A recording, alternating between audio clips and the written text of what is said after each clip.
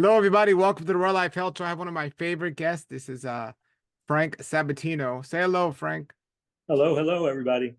Okay, well, everybody, Frank has been involved in health for many, many years, and I'll leave it up to him to describe a little bit about his background. But we're going to talk about great stuff today. So, Frank, tell us about a little bit about what you do and how you got into doing this. Well, Paul, right now, I've been licensed as a chiropractic physician for many, many years, and basically, I've run health centers and health retreats based on natural living and whole plant exclusive nutrition for 40 years plus of my life. I mean, I go back to the time in the 1970s when I got my first job as a health director at a place called the Shangri-La Natural Hygiene Institute, which was a raw fasting center in Bonita Springs, Florida, where back in the day we had 110, 115 people a week, and we had 50 to 60 people doing water fasting at any one time. And it was only like $300 a week back then. So you think about the cost of those kinds of programs now.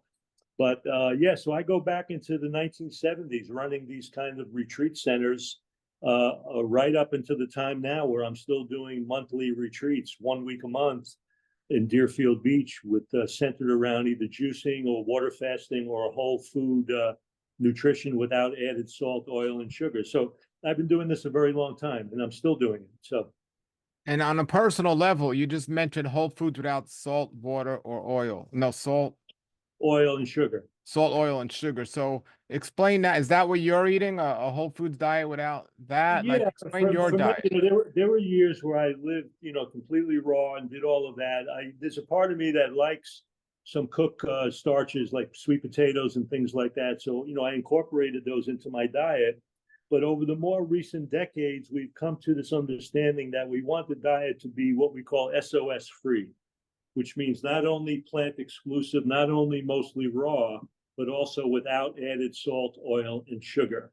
And it's not that we're not getting oil because we're getting it in the plants that it contains. So when I say that, I don't want people to get the wrong notion, the wrong idea.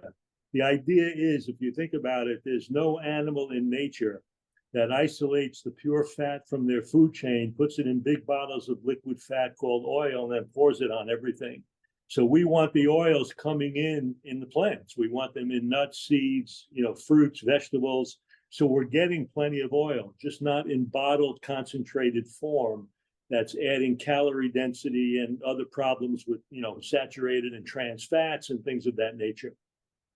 Sure. Now we know a lot of people overdo the oils and overdo everything, but what about something like me who eats an all raw diet?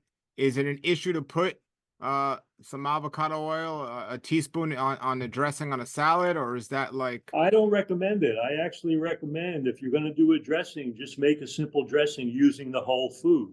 See, the idea is if you keep coming back to this idea that we're not fragmenting anything. So if I want to take oil from avocado, I really want the whole avocado. So because the avocado has fiber, it has other nutrients. So when I isolate the pure fat from it, in a way, I'm creating a junk food. I'm creating a food that concentrates one nutrient to the exclusion of others. So I'd rather have somebody get a little blender, throw a full avocado in there, maybe with some celery, cucumber, a few herbs and spices, and now you make a dressing that has oil, but it's made from whole foods.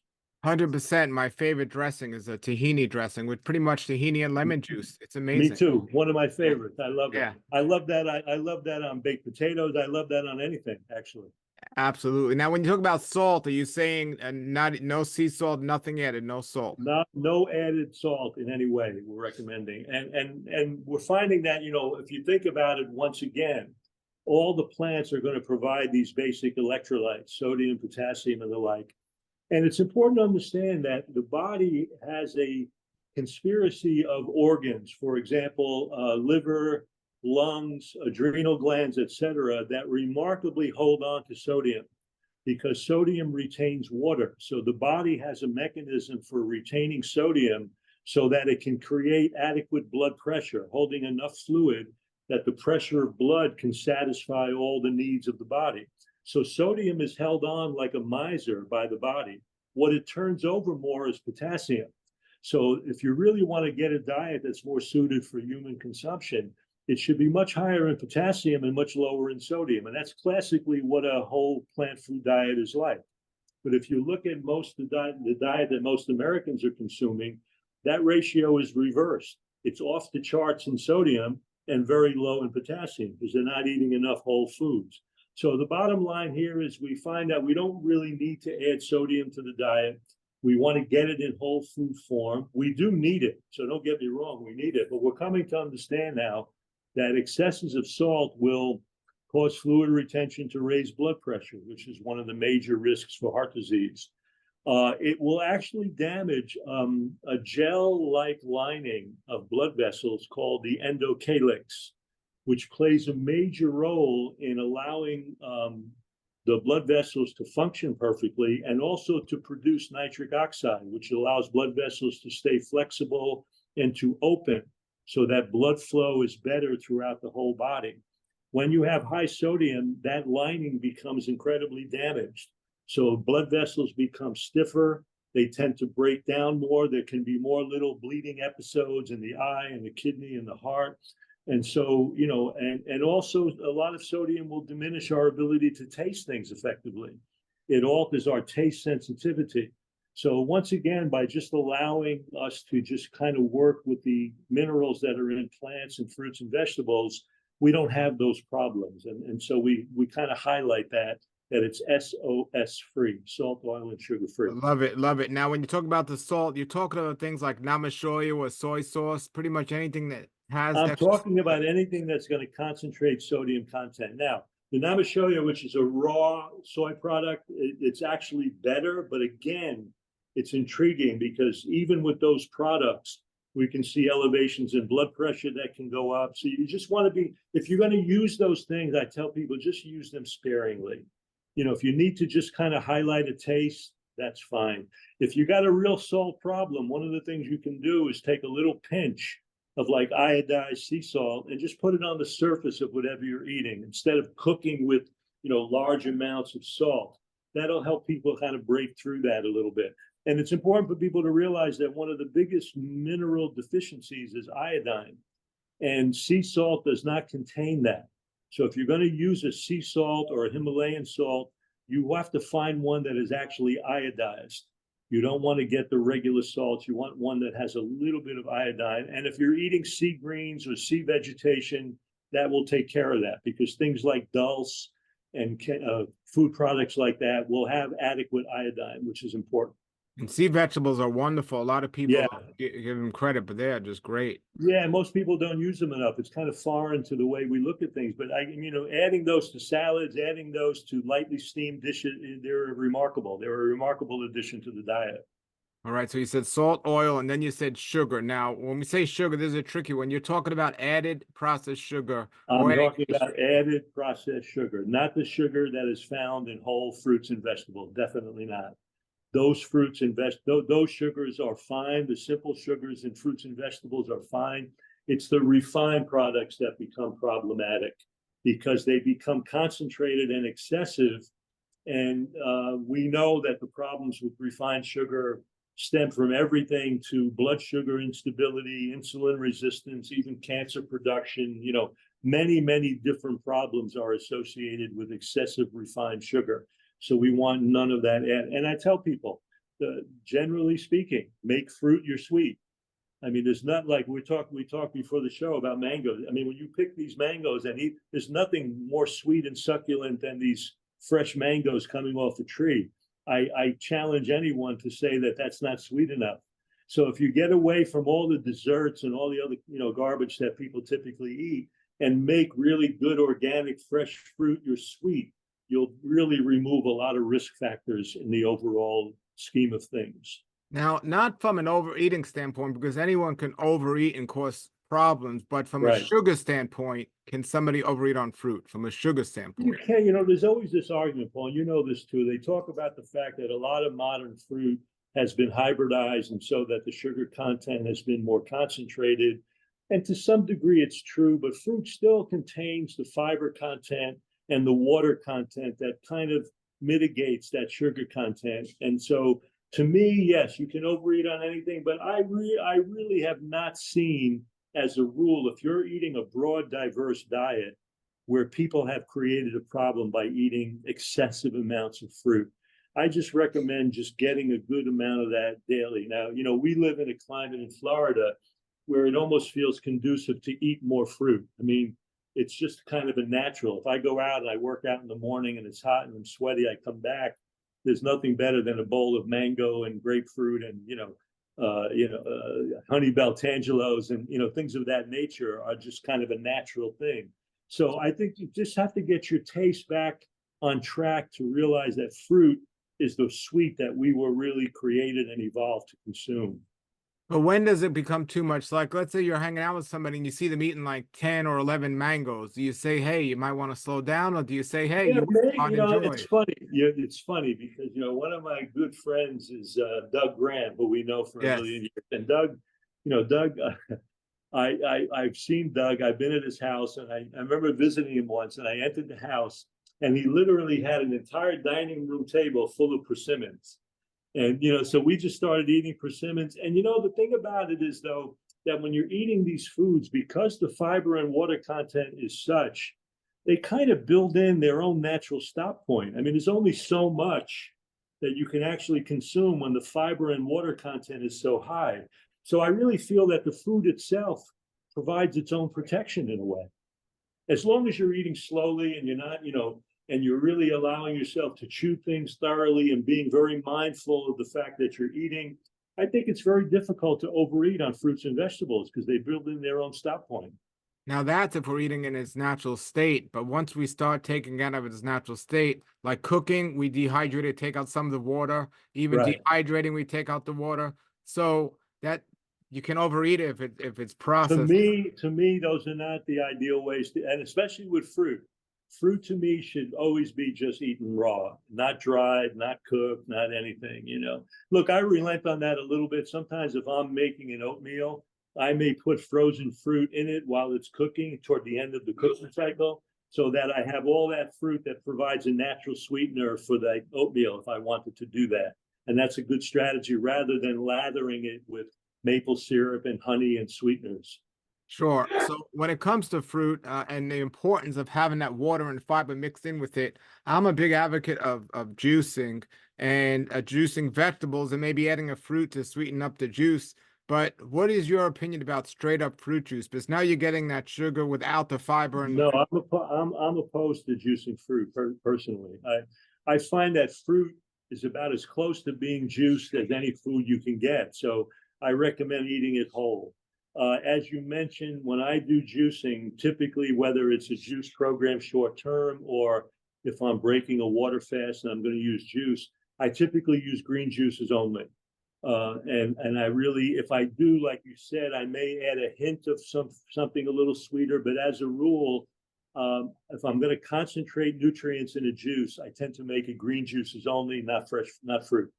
what's your opinion about carrot juice? Do you think that's too much sugar Same and issue. I think concentrated it's form? too concentrated. So when I even do carrot juice, I recommend doing it with something green. So I will do romaine, celery, cucumber, carrot. I may use a variety of green sprouted stuff like sprouted snow pea greens or sunflower greens, but the juice is primarily green based with a hint of this. I really believe that even these massive amounts of carrot juice tend to blow the body out a little bit.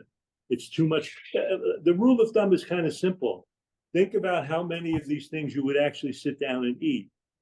And if you're making carrot juice and it's 50 carrots, well, you would never sit down and eat 50 carrots. So, use that as kind of a guideline.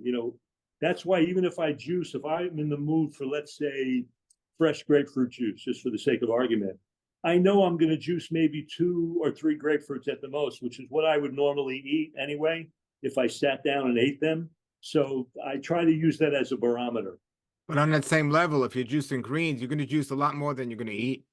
Yeah, but because they have mineral content that we can use in a more concentrated form without concentrating sugars, I see that. I see us having a little more leeway with that. And Okay. again, I agree with you because I don't recommend juicing programs like that long term. I don't like to take the fiber away from plants. And when you're juicing, you're actually doing that. So in a way, I would prefer smoothies over juices, because at least in a smoothie with greens and all that, you're still incorporating all the fiber content. Now, And I'll tell you the truth, if we're going to look at one deficiency that's biggest in the American diet, it's not protein, it's fiber. now with with that in mind and with the juicing, and versus the blending, have you heard of the new vacuum blenders that blend without oxidizing the food that happens when you blend the food? Have you heard about I that? haven't heard about that, but it's a great idea. I love it. Yeah, it's a new thing now. It's not new actually. It's several years old, but they blend it. They take all the air out of the blender before they blend it. And so like if you juice, let's say blend apples or bananas, they turn brown pretty quickly. But Right. if you juice it in a vacuum blender, they won't turn brown because they're not being oxidized. So that's what they use Wow. for an example. But it's How, oxidized. how expensive is the vacuum blender? These days they're not too much more than a good blender. As a matter of fact, you could turn your Vitamix into a vacuum blender. By buying some You just equipment? buy a special vacuum and a special container, and it does it itself. Ah, cool. I'll look Yeah, into that. That's great. That's I'll great send advice. you a link. It's definitely Yeah, amazing. great advice. Yeah, and then now as to juicing, have you heard of the new Nama J2 juicer? I have not. Frank, I've been juicing for many years, and I've had the best Green Star, highest quality juicer for many years. Right. And I got married, and my wife said, "This is a lot of work to clean and juice, but this Yeah. is the highest quality juice." Well, the new Nama J2 juicer is this new technology. It looks like a blender. You just cut up the vegetables and you put it in the top. You press a button and walk away, and it does it for you. It's absolutely amazing. And then it's easy. It's as easy It to clean as a blender, takes me under basically. 2 minutes to clean. If you clean it just like a blender. How expensive is that? They go for about $500 right now. Well, it's You not know, out, it's it's not outrageous. That's it's great. absolutely amazing. I'll send you a video to that. But that, Yeah, send me the links for those products. That yeah, sounds it great. changed my life with juicing. Now she makes it. She's taking care of the kids and the juice itself. It's amazing. Wow. Wow, Yeah, wow, so wow. So you technology. wait, but you still have to feed the blender the food material, right? For the Yeah, you juicing. just cut it up like you're blending. You put it in and you press a button and you walk away. Okay. All right. Yeah, it's amazing. You're Wow. not standing there putting it in. It's really Oh, pretty wow. wild. Okay, cool. That's Now, cool. I love yeah. that. Now, when it comes to water, since we're getting Yeah. all our water, if we're eating the right diet, we're getting most of our water from the fruit we're eating and even from the vegetables. How much water do we need to? I know, like cooked food people or standard American diet people, it's like drinking a dry sponge the way they eat. But when somebody's eating healthy, how much water do they need to drink? Well, the recommendation by the nutritional boards is about 100 ounces a day, which is a significant amount of water. If you're eating the way we eat, you're probably getting 3/4 of that in the food that we're eating. So you made a good point. So I would say that you probably need a good 50 to 60 ounces of water a day on an average for people. But your point is well made. If you're eating a conventional diet that is so deficient in water and fiber, and you're going to probably need a lot more water, probably closer to 80, 90 ounces a day than compared to what we would need, 40 to 60 ounces pretty much. I've interviewed some people, Reese Tom and some others that say they eat all raw and they don't drink any water, and he hasn't for years. Now he does drink coconut water, which is good liquid, but Yeah. some people say they're getting their water from their fruits. They don't need to drink water. I Well, mean, are they if asking you're for eating, problems? if you're eating, if you look at even primates in the wild that are eating raw fruits and vegetables, basically for the most part, they're still going to take a little bit of liquid from local streams and things of that nature. So you don't need a lot. So I would agree with that, but I still think you probably could use a little extra than just the amount that's coming in food. But they're eating raw for so long, they're eating huge volumes of fruits and vegetables, so there is a huge water content coming in. So yeah, I can see how they could survive without water for a long period of time. Sure. Now, with the water they're consuming and the type of water we should consume, what type of water do you drink and recommend? Because there's this big thing about Well, distilled. as a as a rule, I recommend water as close to being distilled as possible, because you just need water that's just H2O. We don't need anything really added to it. I think this idea of having hyper alkaline waters and all that, I think it's more of a con job than a real actual need. So I think if you have your own home little countertop distiller, that would probably, like nice stainless steel, they're very inexpensive. That would probably be good. I use distilled or good quality spring water that I can get, but I think that it's worthwhile having a filter, having something in the home so we can avoid all the plastics and all of that now. But the water should be as close to a pH of about 7 as you can make it. What about Is my what about this myth with distilled water that is pulling the minerals from the body? absolute myth, because the truth of the matter is we're not worried about mineral. The body is just hydrating with H2O. And in fact, H2O is one of the best antioxidants because it keeps oxygen in a very happy form connected to two hydrogen molecules, which make it as far away from being a free radical or anything dangerous as possible. So I would argue that that's a bogus argument.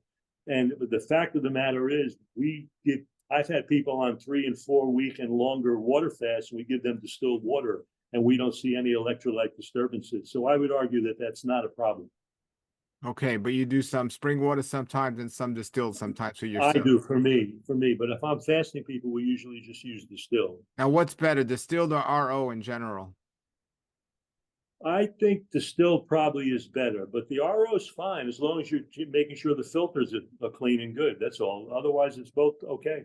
As The long as you real make key, the real key is very simple. When the water is available, just stick a little piece of pH paper in it. If it's around 7, then you're good. If it's below that, it's acidic, and we don't want it. You don't want it as much. So you want to get it as close to neutral as you can, or slightly alkaline. But this idea of bringing it up to 8, 9, and pH of 10, to me, I don't see the point of that. isn't RO like clean distilled water? Doesn't it like Yeah, the reverse osmosis comes out. It's just a series of selective filters that works like a distiller. But the key is to make sure, and the end product, whatever you're ready to drink, just stick a little piece of pH paper in it and see if it's effectively creating a kind of a neutral water.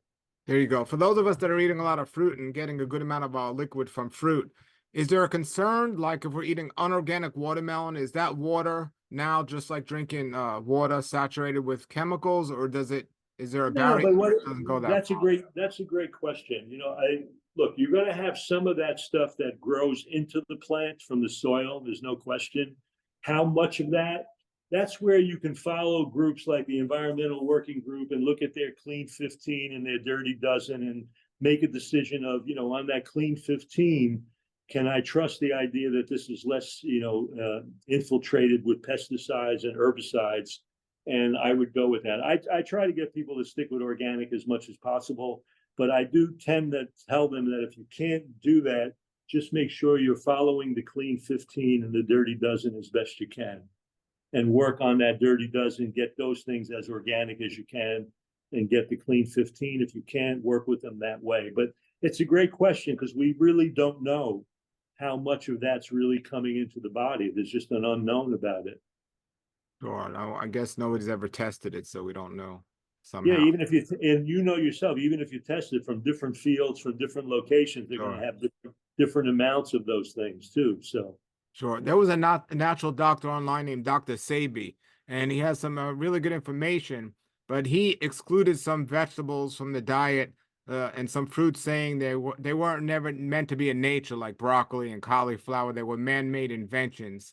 Have you ever heard anything like this? Or yeah, but you don't need to throw the baby out with the bathwater. The fact is, whether we created some farming methods that allowed us to produce these other plants, they have so many valuable nutrients. Why would you avoid them? I mean, the key is looking at what the plants provide. And when you look at things like broccoli, cauliflower, these cruciferous veggies, yeah, although they seem to be a little bit more available in a lightly steamed form, let's say, for the sake of argument, they are providing a broad base of phytonutrients that are so protective. So when you look at what's in cruciferous veggies and the ways that not only they help us, but the way they help the natural bacterial flora of the body to help us is really profound. So it's very, very important that I think we incorporate these plants. Me, I eat mountains of broccoli. I mean, I have to be honest. That's one of my favorite vegetables. So, and I eat it raw, steamed, cooked. I eat it in any form I can get it. And to me, they have nutrients that are really useful for human consumption. You can make the same argument about beans. You can make the same argument about grains. But the truth of the matter is, when you look at data on the value of those foods, they provide some valuable components that far exceed any concerns you have about them. You just have to be aware of how to use them more appropriately in the diet. That's all.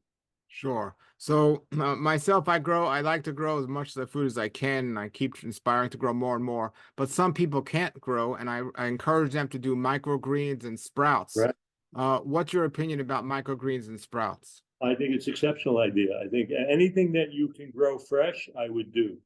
And in a house, like you say, you're living in a city, you don't have a plot of land, you do the best you can, but make an effort to get food from people that are growing it. I mean, to me, that's the way to go. Get in co-ops, get in things, so that you still have access to freshly grown food as best you can. But sprouting greens and doing microgreens and doing all of that is tremendous. I think it's valuable.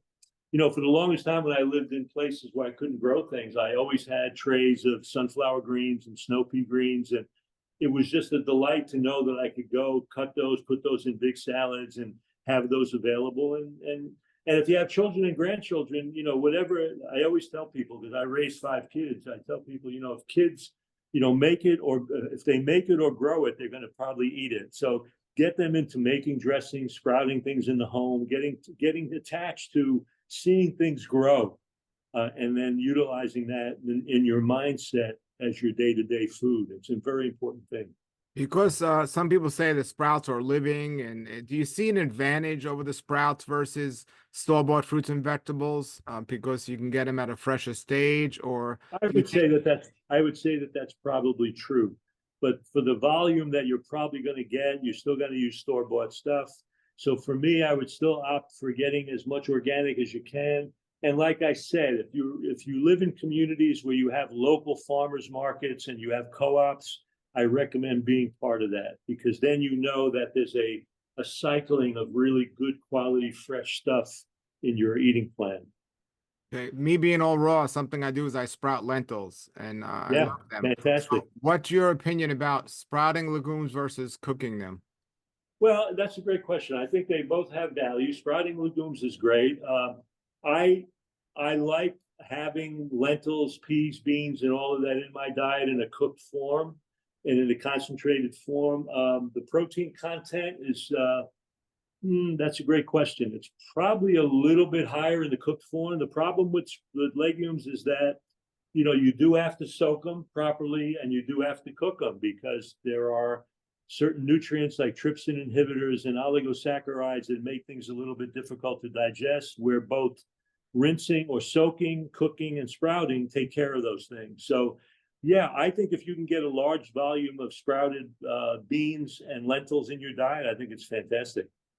You and I both know that when you cook certain foods, they release the poisons and toxins out of the food that makes the food edible. But there are some people that say, well, if you can't eat it raw, we shouldn't eat it. So how do you Yeah, feel about I that? argue against that, because at one point I would agree with that, but the bottom line is we now know that there's some of these foods, and legumes are a classic example of that, but or so are things like broccoli, cauliflower, things of that nature, that in a more lightly steamed state where they still have a crunchiness, they're still alive pretty much, you're still going to have an availability of nutrients that I think provide value, because you can make an argument, like we made the point, that if you can't eat beans raw, you could sprout them. You can't eat grains raw, you can sprout them. But the bottom line is that just because you can't eat them raw doesn't mean you can't avail yourself of nutrients that they provide by making them in a more cooked state. And the truth is, sometimes having a mentality where you feel like you can steam or cook certain objects sometimes helps people be a little bit more consistent on staying on the diet too. They feel like there's a little bit more variety and variability, and it's not as hardcore as feeling like they need to go completely raw all the time. So there's an argument that could be made for helping people stay on track a little bit more effectively by adding a little diversity of these cooked foods. And certainly, even in a cooked state, they have tremendous benefit on the bacterial flora, the microbiota, on the body in general, et cetera, et cetera. So I think from a social aspect as well, having a little cooked food makes it easier. that makes it easier too for people to fit in, and the social aspect. And sometimes that's an issue, unless all your friends are raw. That would be a whole different issue. But Then Yes. eating cooked would make you an outcast. That would be interesting, right? If Yeah. everybody's eating. Now, on the other side of that, though, is it's very difficult, in my opinion. You're able to do it, but most people aren't able to eat just a little cooked food because it has an addictive feeling to it. So once people eat a little, it's might for some people, it's better to let go of it completely because if they eat a little, they want more and more and more. It's hard. Well, that's always an argument about even other very negative things in the diet. Yes, the question is the idea is if you could have controlled it, you would have. You know what I mean? But the bottom line is, once again, because these foods, even in cooked form, lightly steamed form, still have such high fiber content, I feel they build in a protection against overconsumption. And again, they're not typically mood altering substances like sugars and things. So no one's going to confuse eating excessive broccoli with overstimulation of the brain in terms of reward. It doesn't really work that way. So I find that with greens and vegetables and things like kale and cruciferous veggies, I find that it's almost impossible to create an excessive problem, especially if you're still highlighting the idea that you're trying to eat at least still 85 to 90% raw with fruits, vegetables, salads, things of that nature. And so I don't see that as being a big problem. So the cooked To food, me, if someone was going over the top with cooked broccoli, God bless you. You know what I mean? so the cooked food you're talking about is some vegetables, maybe steamed, or some Yeah, legumes. I'm talking about things like legumes, potatoes, things of that nature. I'm not talking about really processed meals. What about like bread and grains? Do you see these things that people overconsume way too much of? Yeah, they can be a problem. Like I have a bread thing. If I get into bread, I can overdo it. So I find that if I want bread and I have a sprouted grain bread, like an Ezekiel, let's say, because it's a hard sprouted bread, I find that it doesn't take me over the top. There's only so much of that I feel like I want to eat. So I think if you're going to use those things, use them more sparingly, and get them in a form that's going to satisfy you without tending to overeat. And some of those products, like an Ezekiel bread, will tend to do that.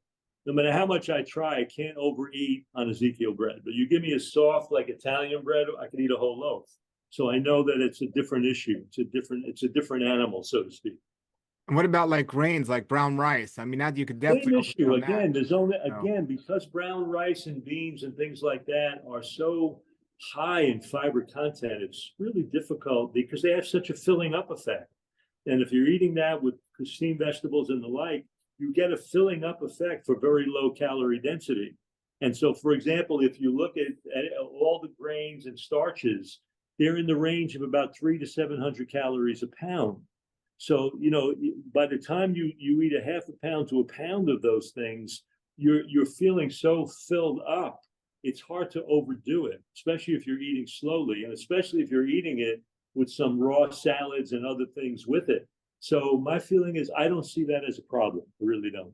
Okay. And last food thing I want to ask you about is fermented foods. What's your opinion about fermented foods I like think they have that. and sauerkraut? Yeah, I think they have some value. I think the probiotics from fermented foods can have value. The biggest problem with some fermented foods is that they have way too high a salt content. So you've got to be sensitive whether you're eating miso or sauerkraut or cabbage, anything like that, that you make sure you get low sodium versions of that.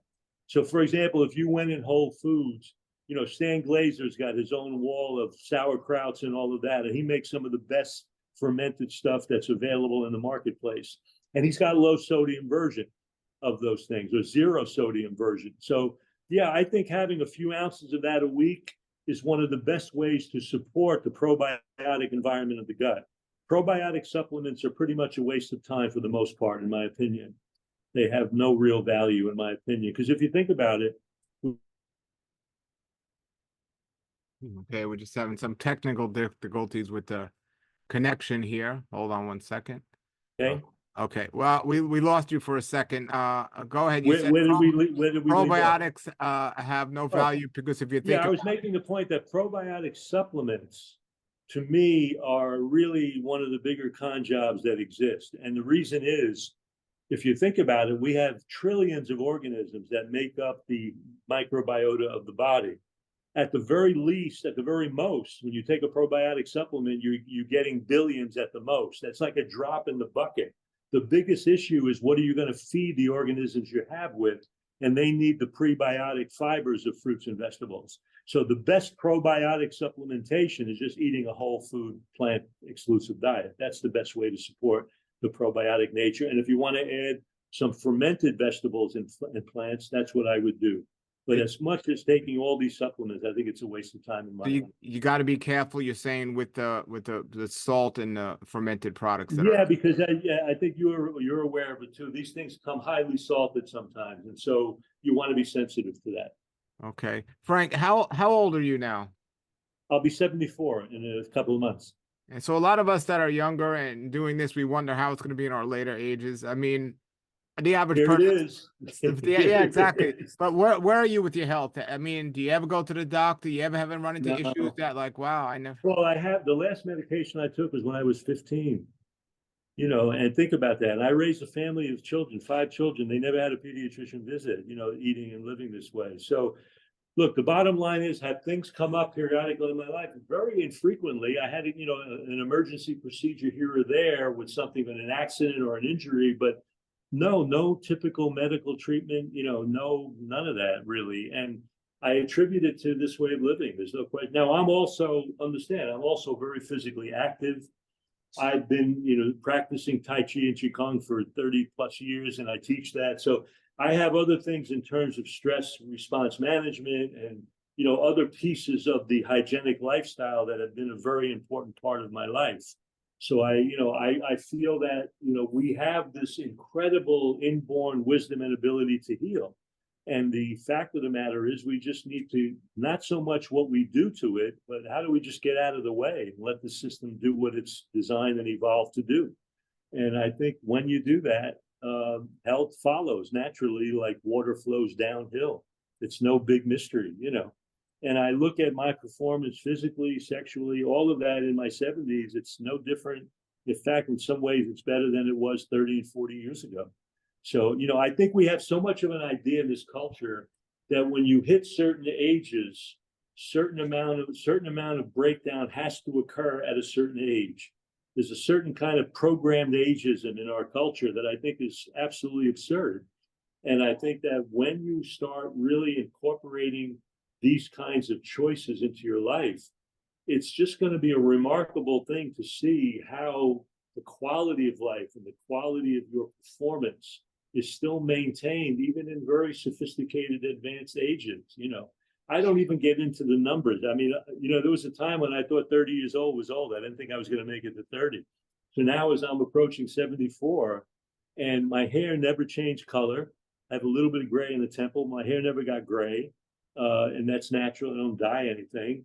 Never any surgery. The skin is smooth and perfect from all the hydration from fruits and vegetables. There's so many benefits to living this way that affect us even in very advanced years. Now, if you live long enough and you're exposed long enough, even eating this way, chances are you're not going to have a heart disease, but, you could develop a cancer or you could develop something like that. It's not that you're going to be immune to some of the breakdown that can occur with aging. But the bottom line is you're going to really quiet it down quite a bit.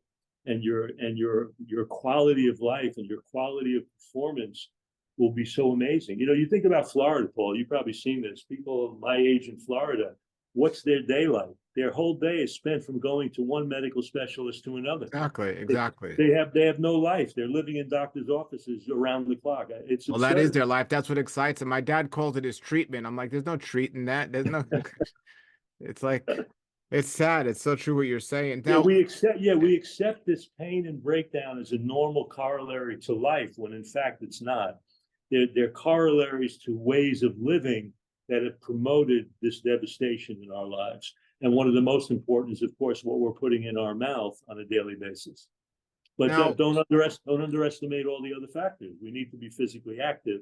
We need to have social contact. We need to have, our belief and our connection to something bigger than ourselves. There's so many things that are part of that integrate us and help us integrate and be more capable of expressing the high quality of life that we're really capable of expressing, our full human potential. So many of us don't express that, and we lose contact with that.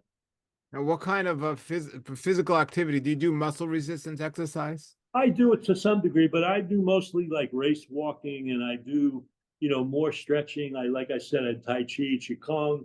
I do resistance stuff using the weight of my own body as resistance. So things like push-ups and dips and different kinds of things where I'm using my own body as the gym itself, rather than going to gyms and weightlifting and all of that. But I do believe resistance training does have value. After the age of 40 in this culture, you have a phenomenon called sarcopenia, where there is a loss of muscle mass, and the increase and a little bit of increased vegetable protein and a little bit of increase in physical resistance activity can actually quiet that down. And that's an important piece, because when you lose muscle, muscles contain a large number of energy factories called mitochondria. And when you lose muscle mass, you lose energy factories. And when you're losing energy factories, guess what's going to happen? Fatigue. So senile fatigue, this getting older and more tired, is a byproduct of some of that muscle loss. And when you're eating these high quality energy foods that we're recommending, and you're rebuilding a little bit of that muscle mass, you're going to have tremendous energy even in your 70s and 80s.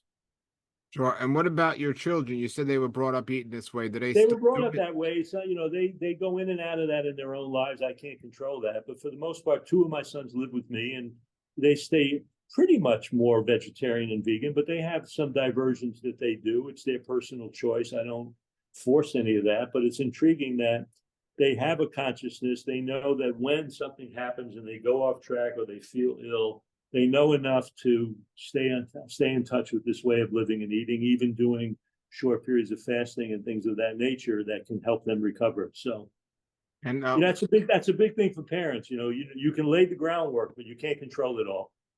And I think we have to realize that there are many things out of our control. That's where we turn it over to the divine, as much as you have to sometimes do that, because we don't have this ability to control everything. And the least of all, we have the ability to control our kids as life goes on. As much as you would love to, you have to stand back and watch and pray and hope for the best. sure. And what about sleep? How much sleep do you get on a regular night? Yeah, sleep is an issue, because sleep is one of those components of life that is so critical. I don't typically get more than probably 6 to 7 hours of sleep a night, but that's been a long time. We know that getting closer to 7 and 8 would be more valuable for most people, but you definitely don't want to dip below 6, because below 6 hours, risk factors go dramatically up with sleep deficiency, including heart disease, diabetes, many things. And not only that, it programs abnormal eating behavior. When you are sleep deprived, your tendency to want more refined products is much greater. And there's a reason for that. Insulin becomes more resistant. There are hormones that become altered that give us satiety signals and let us know when we're full and satisfied. All of that starts to shift when we're sleep deprived. Amazing, amazing. So, Frank, how come there aren't many people like yourself in 70s, no one in their 80s, that have been eating a natural hygiene diet or eating a vegetarian, vegan diet, let's say, long term, that are still thriving like in their 80s? Where are these people? I mean, you and I Well, know some people, but they exist. I mean, the Fred Bishis and people of the world like yeah, but that. they're so few in between. Well, they're few and far between, because, again, making this kind of commitment for a lifestyle across an entire life is not that easy for people sometimes. But I'm finding more and more, like when I go to these hygiene conferences, if I go back in time to the present time, it's amazing how many septuagenarians and octogenarians there are there who are really alive and well and kicking and doing this. So I'm hopeful. I'm seeing more and more people that are embracing it.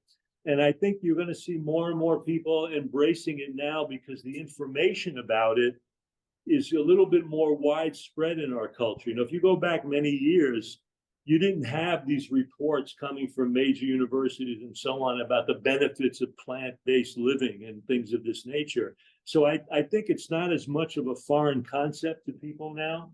And I think you're going to see more and more people embracing it and living more extensive, healthier quality lives because of that. Now, you and I, we don't know what people doing in the privacy of their own home, and I'm not making Right. any judgments here or assumptions, but what do you do like when there's a person like, let's say William Esser, for example, amazing guy. He had an amazing information out there and supposedly lived a life. I met him in his 90, and I know he died at 91 and 92, and he was playing tennis up to the day he died. Yeah, he did. But somebody's, and we know quality of life is a lot to consider, but there are people that eat junk that die at 91 and 92.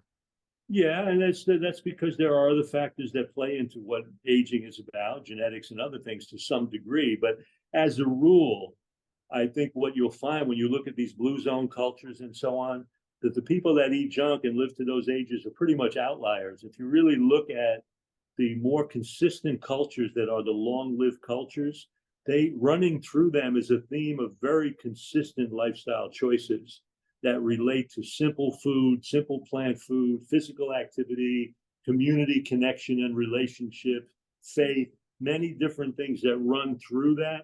And I think the bottom line is the more that you incorporate those things, the greater is your potential for living to the 90s with that quality of life rather than eating junk and living to those older ages. The chances are not as likely. And so, yes, we can find outliers, but I don't believe that that's the model we want to follow.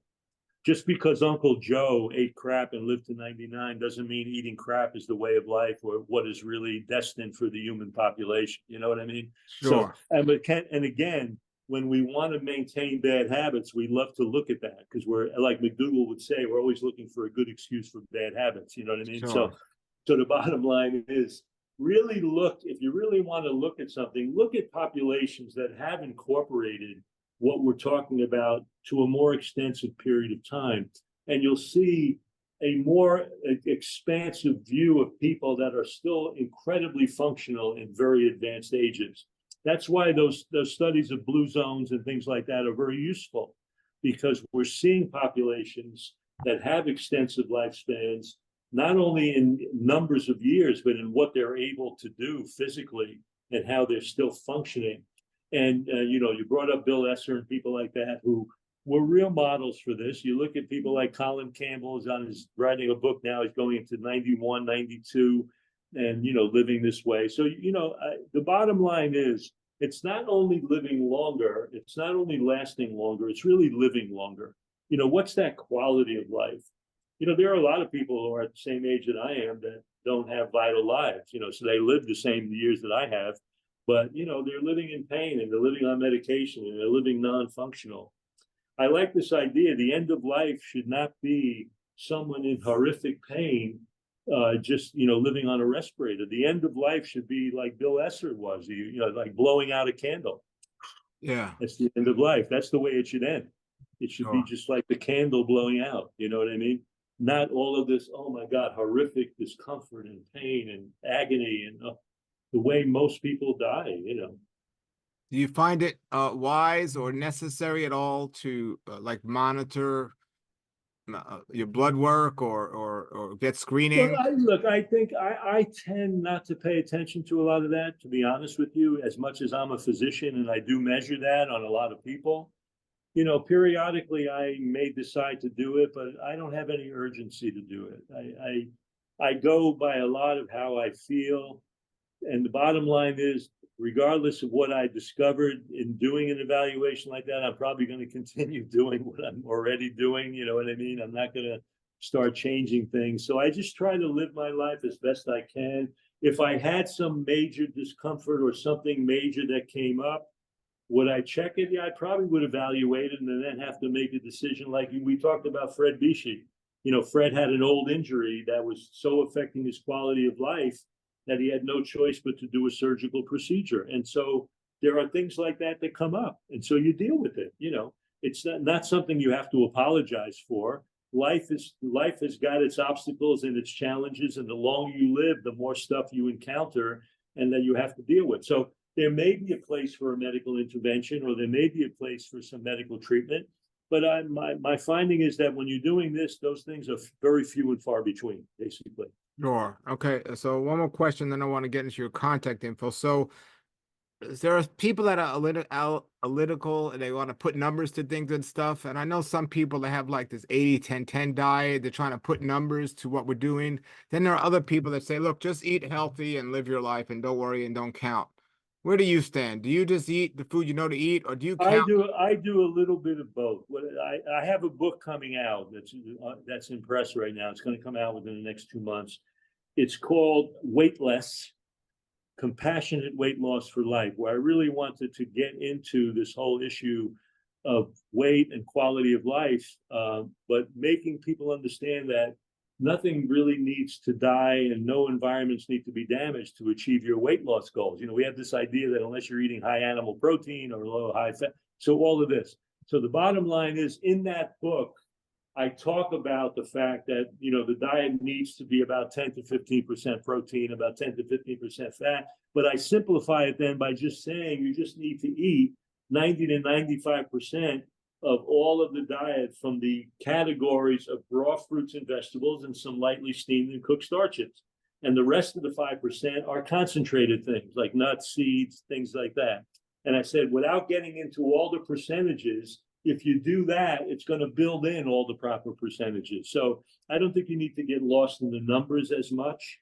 I think the numbers are a way for people to kind of try to discuss the quantity and quality of whole foods, but they're not as essential for discussion. And I think as they're not as essential for the outcome of health and well-being, I'll say. So I simplify it, but I also do use the numbers to some degree. Sure, sure. And do you find when you look at the diet we're eating or like should be eating, do you find like the 80-10-10 like the way Doug does it? Do you find that 80-10-10 it is come 80 close 10 to 10 it? 80-10-10 comes close to the reality of what's good, I think, you know. But in that 80-10-10, which was Doug's original book, you know, he's operating from an all raw standpoint. And so I deviate from that by still having it 80-10-10 in terms of carbohydrate, protein, and fat, but I make more available the cooked starches and things of that nature because I find that they do have value and they do help people diversify their diets a little bit more. And so there's not like one shoe for everyone too, because we got to look at the environment. If somebody lives in Alaska, they're definitely gonna Yeah, not I eat as mean, much juicy fruit well, as you're gonna actually wind up eating what's available to you. You understand what I'm yeah, saying? So yeah. in certain environments, you know, you're not going to have access to tremendous fresh fruit, let's say for the sake of argument. So now maybe you're sprouting things more, you're doing whatever else you need to do to adapt to that environment. That's why I choose to live in an environment where I have a diversity of fresh fruit and things of that nature, because I know how important those things are to me. And I want to be able to know that they're around me. But if I had to go somewhere else where they weren't available, I would now have to make an adaptation to that environment, which could involve who knows what, sprouting something, cooking, growing something different, whatever. So you got to adjust to what's available to you. Wonderful. Well, I so appreciate your information. Now, you said you have fasting retreats all the time and you have Yeah, what we do schedules. is So what's your website there's and stuff? there's a site called Balance, BALANCE, for FOR Life, LIFE, Florida, FLORIDA.com. On that website has all the dates for the various retreats. We do it out of the Wyndham Hotel right on the ocean in Deerfield Beach. The program has three options. You can water fast. They're only 7-day programs. You can water fast, you can juice diet, or you can eat our whole plant exclusive diet without added salt, oil, and sugar. We train the staff of the hotel so they are able to prepare all the items that we want for our guests. And we never make it more than about 10 people. They're small retreats because I like to keep it really And how personal. long is it for now? How long is They're it? usually 6-night, 7-day retreats as a rule. Sometimes, occasionally, we'll do 2 weeks, but for the most part, they're 6 nights, 7 days. And for people that want to consult with me personally, I'm on the True North consultation service, and that's just Dr. Sabatino at truenorthhealth.com. And that's where people can consult with me if they want to consult for any health reasons and so on. Wonderful. I'm going to put those links below everybody, and definitely I highly recommend those retreats. a great reset and healing thing for anyone. And I Yeah, know they're great. They're great reboots, resets. And you know, when you want to step back from the chatter of your life, they're a wonderful thing. And we have it in that incredible environment right on the ocean, which is beautiful. wonderful. Well, thank you so much for your time, and everybody definitely check out all the other videos that I've done with Dr. Sabatino and all the other information that's out there all throughout YouTube and the internet with him. So thank you very much for joining us today and for all the information. Thank you for the opportunity, Paul. I appreciate it. Thank you so Great. much. Nature's wealth, good for your health. This is the Raw Life Health Show.